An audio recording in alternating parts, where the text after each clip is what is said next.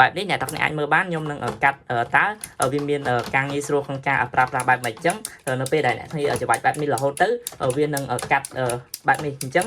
បានន័យថាវាមានលក្ខណៈមុតងាយស្រួលក្នុងការប្រើប្រាស់ការកាត់ខ្សែភ្លើងរបស់យើងបាទសួស្តីអ្នកគ្នាថាអ្នកខ្ញុំចង់បង្ហាញអ្វីដែលមាននៅក្នុង stock ស្រាប់ហើយចង់បង្ហាញជូនអ្នកទាំងគ្នាអញ្ចឹងអ្នកអាចមើលនៅក្នុងនេះបានប្រដាប់កាត់ខ្សែភ្លើងទំហំធំនេះដែលយើងអាចកាត់ខ្សែភ្លើងរបស់យើងទំហំចាប់ពី0មីលីម៉ែត្រការ៉េរហូតដល់400មីលីម៉ែត្រការ៉េហើយតម្លៃរបស់វាមួយតម្លៃត្រឹមតែ$21អញ្ចឹងតើវាមានលក្ខណៈបែបម៉េចនិងរបៀបនៃការប្រើប្រាស់យ៉ាងដូចនេះខ្ញុំនឹងបង្ហាញជូនអ្នកទាំងគ្នាអញ្ចឹងខ្ញុំនឹងបើកមកដើម្បីបង្ហាញជូនអ្នកទាំងគ្នាចេះអ្នកទាំងគ្នាអាចមើលនៅក្នុងនេះបានរបៀបនៃការប្រើប្រាស់ប្រដាប់កាត់ខ្សែភ្លើងរបស់យើងតើវាមានលក្ខណៈបែបម៉េចចេះអ្នកទាំងគ្នាអាចមើលនៅក្នុងនេះបានប្រដាប់កាត់ខ្សែភ្លើងរបស់យើងវាមានលក្ខណៈកាត់អូតូងាយស្រួលក្នុងការប្រើប្រាស់ផងដែរអញ្ចឹងដំបូងអ្នកទាំងគ្នាអាចមើលត្រង់ចំណុចនេះអ្នកទាំងគ្នាអាចច្បាច់បែបនេះហើយបន្ទាប់មកអ្នកទាំងគ្នាអាចចុចត្រង់ចំណុចកន្លែងនេះមកដើម្បីអ្នកទាំងគ្នាអាចមូលត្រង់ចំណុចនេះដើម្បីអាចដាក់ខ្សែភ្លើងរបស់យើងចូលឬក៏ចេញដើម្បីអ្នកទាំងគ្នាអាចកាត់បានផងដែរអញ្ចឹងបន្ទាប់មកអ្នកទាំងគ្នាអាចដាក់ខ្សែភ្លើងត្រង់ចំណុចចូលត្រង់ចំណុចនេះមកដើម្បីអាចកាត់បានផងដែរអញ្ចឹងអ្នកទាំងគ្នាអាចបានន័យថាចុចបានន័យ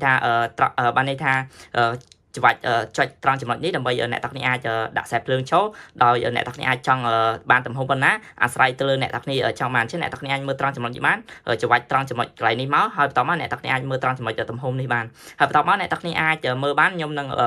កាត់ខ្សែភ្លើងដើម្បីបង្ហាញជូនអ្នកទាំងគ្នាអញ្ចឹងតាក់ទងនឹងប្រដាប់កាត់ខ្សែភ្លើងនេះដែរអ្នកទាំងគ្នាអាចមើលត្រង់ចំណុចនេះបានអ្នកទាំងគ្នាអាចកាត់មកអញ្ចឹងវាមានលក្ខណៈអូតូបែបនេះអញ្ចឹងអ្នកទាំងគ្នាអាចច្បាច់រហូតទៅដល់ផងដែរអញ្ចឹងអ្នកទាំងគ្នាអាចមើលត្រង់ចំណុចនេះបានខ្ញុំនឹងកាត់ដើម្បីបង្ហាញជូនអ្នកទាំងគ្នាតើវាមានលក្ខណៈបែបម៉េចអញ្ចឹងនៅពេលដែលវាបែបនេះអ្នកទាំងគ្នាអាចមើលបានខ្ញុំនឹងកាត់តើវាមានការងាយស្រួលក្នុងការប្រើប្រាស់បែបម៉េចអញ្ចឹងនៅពេលដែលអ្នកគ្នាច្បាច់បែបនេះរហូតទៅវានឹងកាត់បែបនេះអញ្ចឹងបានន័យថាវាមានលក្ខណៈមុតងាយស្រួលក្នុងការប្រើប្រាស់ការកាត់ខ្សែភ្លើងរបស់យើង